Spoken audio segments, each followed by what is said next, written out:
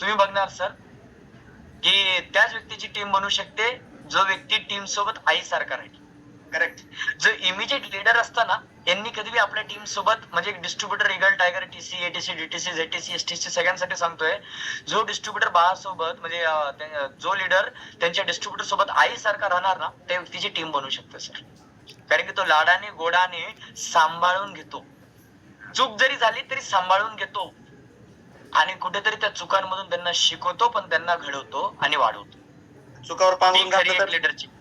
Yes sir. चुकावर पांघरून घातलं तर काय होईल?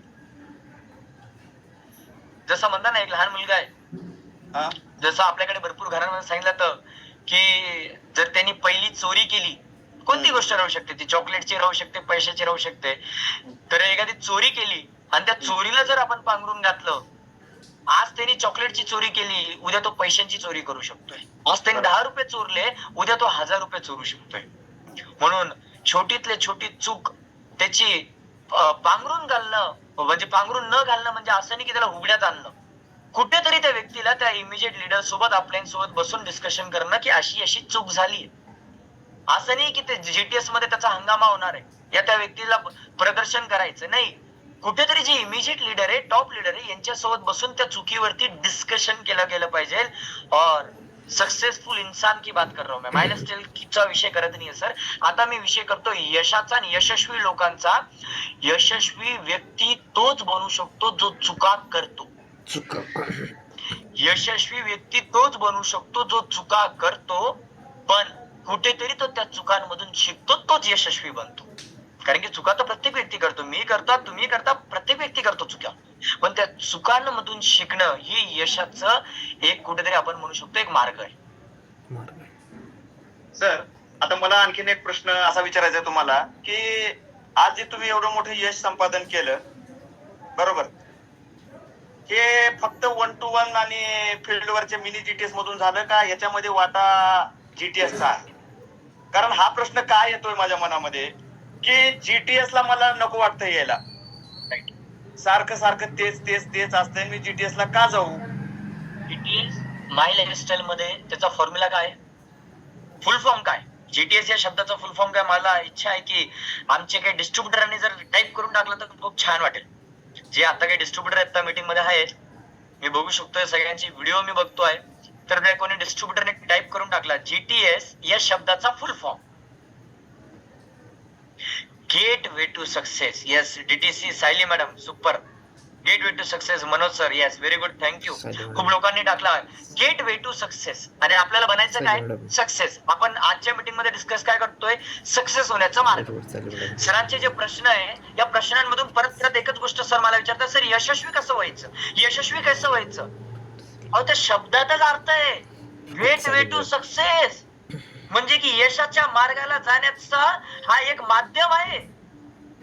जीटीएस या शब्दाचाच अर्थ आहे गेट वे टू सक्सेस, यशाच्या पायदानाला पोहोचायचा मार्ग म्हणजे की सेमिनार जीटीएस आहे सर. पण नवीन व्यक्ती याला या एखादा डिस्ट्रीब्युटर होऊ शकतं, नवीन व्यक्तीपेक्षा एक म्हणतो ना आपण मुरलेला लीडर, जास्त एक 6 महिने 8 महिने वर्ष 1.5 वर्ष झालेला व्यक्ती तो त्या जीटीएस ला याला कंटिन्यू करतो, तो कंटाळा करतो. का बर, मी एकच सांगेल, डायनॅमिक इव्होल्युशन आज जर इंडियामध्ये नंबर 1 पोझिशनला आहे तर फक्त जीटीएस मुळे. आज सगळ्यात जास्त जीटीएस आज कुठेतरी डायनॅमिक इव्होल्युशन मध्ये चालू आहे. कारण की जीटीएस हा सक्सेसचा फॉर्म्युला आजपासून नाही सर, 2005 पासून आहे.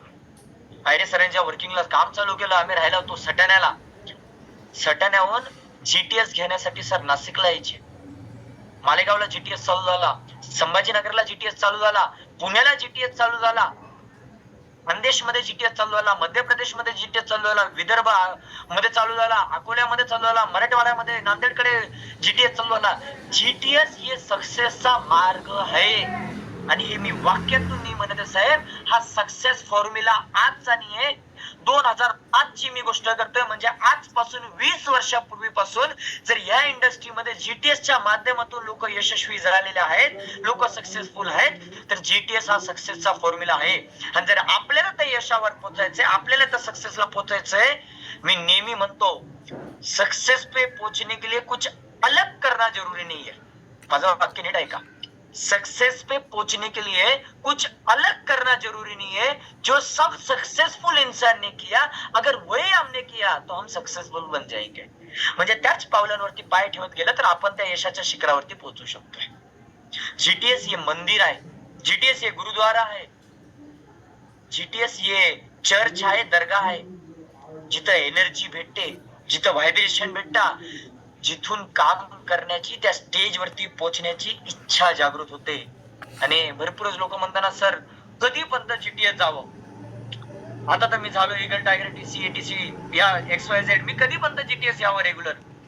सर मी म्हणतो सोप्या वाक्यामध्ये, कधी पण जीटीएस जावं या प्रश्नाचं उत्तर, तो पंत जीटीएस ला जात राहा जो पंत त्या जीटीएस चे तुम्ही शेवटची व्हीआयपी स्पीकर नाही आहेत, जोपर्यंत तुम्ही सीटीसी आयटीसी लास्ट स्पीकर नाही बनत त्या जीटीएस चे.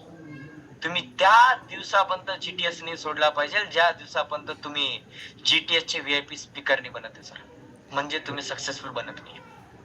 त्या शब्दातच अर्थ आहे गेट वे टू सक्सेस. या शब्दांना समजा, शब्दांना समजलं, सगळे कोडवे सॉल्व्ह होतील, सगळे प्रॉब्लेम सॉल्व्ह होतील. Yes sir. सक्सेस. सर या व्यवसायामध्ये आता बघा एवढं मोठं यश संपादन केलं तर एकट्यानं तर झालं नाही, राईट?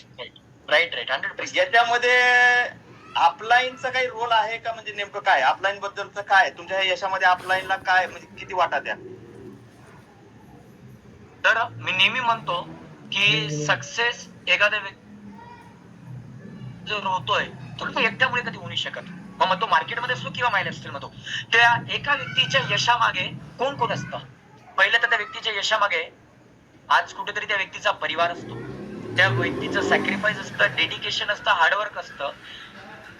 पण माय लाईफस्टाईलच्या जीवनामध्ये या सगळ्या गोष्टींसोबत त्या व्यक्तीच्या सक्सेस मध्ये त्या व्यक्तीची टीम आणि त्या व्यक्तीच्या सोबत असणारे अपलाईन असतात. कोणती व्यक्ती असो, कोणताही लीडर असो, तोच व्यक्ती यशस्वी आहे जो सक्सेसफुल अपलायनांना धरून आहे. मी खूप छान उदाहरण देतो, एक तुम्हाला एक एक्झाम्पलच्या माध्यमातून हे माझं बोलणं समजवतो. कारण की भरपूरच आपल्याला असं वाटतं काय यार हे अपलाईन नेहमी नेहमी बोलतच राहतं, नेहमी नेहमी चुकाच काढतं. याच्या मागचं एक खूप छान एक उदाहरण माझ्याकडे. एकदा काय असते, एक हॉर्सची रेस असते, घोड्यांची रेस होत असते. तर सगळे घोडे लाईनीमध्ये लागलेले असतात आणि त्या घोड्यांवरती त्यांचा रायडर बसलेला असतो. जो हॉर्स असतो त्या घोड्याचा रायडर बसलेला असतो आणि राईट साइडला सगळे ऑडियन्स बसलेली असते. त्या रेसला बघण्यासाठी सगळी ऑडियन्स बसलेली असते. म्हणजे जशी बंदुकीची आवाज होतो, सगळे घोड्यांचे रायडर हॉर्सला जोरजोरात पळवायला, त्या घोड्याला जोरजोरात पळवायला, राईड करायला चालू करतात. आणि त्याच्यावरती बसलेला जो रायडर असतो, त्या घोड्याचा जो मालिक असतो, रायडर असतो, तो त्या घोड्याला मारायला चालू करतो, त्याला मारत असतो. आता राईट मध्ये बसलेले आहेत ऑडियन्स म्हणजे लोक दोन प्रकारचे असतात. एक असतं पॉझिटिव्ह, दुसरा असतो निगेटिव्ह. तर जो निगेटिव्ह व्यक्तिमत्व असतो त्याचा बघण्याचा दृष्टिकोन निगेटिव्ह असतो, कारण की तो आतूनच निगेटिव्ह आहे, निगेटिव्हिटी आहे. तो निगेटिव्ह दृष्टिकोनाने बघतो आणि तो म्हणतो अरे यार हा कसा घोड्याचा मालिक आहे, हा कसा या घोड्याचा रायडर आहे, हा या घोड्याला मारतोय, या घोड्याला त्रास देतोय, या घोड्याला बोलतोय, या घोड्यावर चिडतोय, त्याला काठीने मारतोय. अरे कसला हा रायडर आहे, कसा हा ओनर आहे या घोड्याचा. निगेटिव्ह व्यक्तिमत्व, बघण्याचा दृष्टिकोन सुद्धा निगेटिव्ह आहे. पण तिथंच दुसरा व्यक्ती असतो पॉझिटिव्ह, बघण्याचा दृष्टिकोन पॉझिटिव्ह. आणि पॉझिटिव्ह नजरेने बघून तो म्हणतो काय, अरे यार क्या बात है, क्या घोड़े का मालिक है, क्या घोड़े का राइडर है, क्योंकि ये घोड़े का मालिक, ये घोड़े का राइडर, ये घोड़े को इसलिए मार रहा है क्योंकि ये घोड़े का राइडर, ये हॉर्स का राइडर अपने घोड़े को, अपने हॉर्स को जिताना चाहता है. त्याची इच्छा आहे की त्यांचा घोडा जिंकावा. सेम अपलाईन असता माय डिअर फ्रेंड्स. पण आसपासचे लोक नाही, ऑडियन्स असतात, ते तुम्हाला निगेटिव्ह म्हणतील. बघा तुमचे लीडर असे बोलले, तुमचा अपलाईन असा बोलला, काही मनातच येईल यार सर मला असे बोलले, सरांनी मला असं सांगितलं, हे बोलले ते बोलले. पण सर तुमचे लीडर, तुमचे अपलाईन तुम्हाला बोलताय, होऊ शकतं ते वाईट वाटतं, त्या घोड्याला लागत नाहीये का? त्या घोड्याला बी ती काठी लागत असते ना, पण ती काठी लागते म्हणून तर तो घोडा पळतोय. त्या घोड्याला ती काठी लागते म्हणून तर तो घोडा पळतोय. आणि तसंच जोपर्यंत तुमची अपलाईन तुम्हाला बोलत असते ना, तोपर्यंतच आपण पळत असतो. म्हणून सर माय लाईफस्टाईलच्या सक्सेस मध्ये अपलाईनचा खूप मोठा यशाचा रोल आहे. हे त्याच व्यक्तीला कळू शकतं ज्याचं मन मोठे आहे, ज्याचे विचार मोठे आहे. आणि व्यक्ती कधी फक्त पैशांनी मोठा नाही होऊ शकत सर, तो विचारांनी आणि नेचरनी सुद्धा मोठा व्हायला पाहिजे. तर म्हणून अपलाईन हा खूप मोठा रोल आहे सर माय लाईफस्टाईल मध्ये. Great sir, great. मनानं मोठं झाल्याशिवाय कुठंच मोठं होता येत नाही, पैशानं पण मोठं होत नाही, काहीच होत नाही. म्हणजे मारल्याशिवाय घोडा रेस जिंकत नाही. मग आता ज्याला Yes. ज्या घोड्याला मारच खाऊ वाटत नाही त्याचं कसं करायचं, सोडून द्यायचं का? त्या घोड्याला सोडू शकत आहे. हे बा मी नेहमी सांगतो माय लाईफस्टाईल मध्ये कधीच कोणाला सोडू नका. कायदे सरांचं वाक्य आहे, बंद पडलेल्या घड्याळ सुद्धा दोनदा टाइम दाखवतं. बरोबर. बंद पडलेल्या घड्याळ सुद्धा 24 तासामध्ये दोनदा टाइम दाखवतं ना. कोणताही व्यक्ती असो सर, हा, आपण बनवतो टीम आहे, नेहमी लक्षात ठेवा. Right sir. टीम मध्ये एकसारखे लोक कधी नाही येणार. एकसारख्या माइंडसेटचे लोक, एकसारखे काम करणारे लोक, एकसारख्या परिस्थितीतून येणारे लोक कधी नाही येणार. मध्ये प्रत्येक वेळेस वेगवेगळे लोक येतील. तुम्ही जर लगान पिक्चर बघितला असेल, बरोबर, जुना पिक्चर आमिर बघितला खान सर. लगान पिक्चर बघितला असेल, भरपूर लोक माझ्या हिशोबाने इथं 80% लोकांनी बघितला असेल, कारण गाजलेला पिक्चर आहे. बघितला नसेल तर तुम्ही बघावा, कारण की मला तरी वाटतं डायरेक्ट सेलिंग साठी, माय लाईफस्टाईल साठी ज्या व्यक्तीला लीडर बनायचं असेल या लीडर सारखी टीम बनवायची असेल, खूप काही शिकण्यासारखं त्या पिक्चर मधून, लगान मधून. पिक्चर मध्ये आमिर खान कॅप्टन असतो, या समजा लीडर असतो, तो टीम बनवतो. त्याच्यात वेगळ्या वेगळ्या वयाचे लोक असतात. कोणी हायटेड असतं, कोणी तब्येतवान असतं, वेगळ्या वेगळ्या जातीचे लोक असतात, वेगळे वेगळे काम करणारे लोक असतात, वेगळ्या वेगळ्या परिस्थितीतले लोक असतात. आणि काही त्याच्यामध्ये कोणीतरी लंगडा आहे, कोणीतरी अपंग आहे, कोणीतरी फिट आहे, पण कोणीतरी हाईटनी छोटा आहे. वेगळ्या वेगळ्या प्रकारचे टीम मध्ये त्याचे क्रिकेटर असतात. तसंच आपल्या टीम मध्ये येणारे लोक ही वेगळ्या वेगळ्या प्रकारचे येतील सर. नोकरीवाले, शेतीवाले, काही लोक असे राहतील जो मर मिटने तक काम करेंगे, पर कुछ लोग ऐसे रहेंगे जो मिट जाएंगे फिर भी काम नहीं करेंगे. इनको साथ में रखना पडेगा. लीडरची ताकद एकच असते, तो सगळ्यांना घेऊन चालतो, मग तो समोरचा कोणताही असो, कसाही असो, कोणीही असो. कारण की सर आतापर्यंत आमचा एक्सपिरियन्स आहे, कोणताही व्यक्ती असो, कसाही व्यक्ती असो, तो जर टिकून ठेवला तो नाही काही ठेंब ठेंब देणार, पण तो पाणी देणार, तो धंदा देणार, तो बिझनेस देणार. मी म्हणतो एखाद्या व्यक्तीने तुम्हाला वर्षामध्ये 50 लाखाचा बिझनेस दिला, पण दुसऱ्या व्यक्तीने तुम्हाला 8 वर्षामध्ये 50 लाखाचा बिझनेस दिला.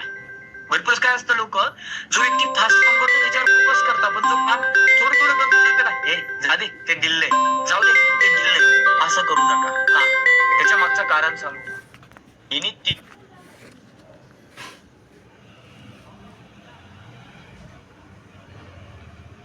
वर्षात की दिला, पण दिला ना. माझं एकच सांगणं आहे,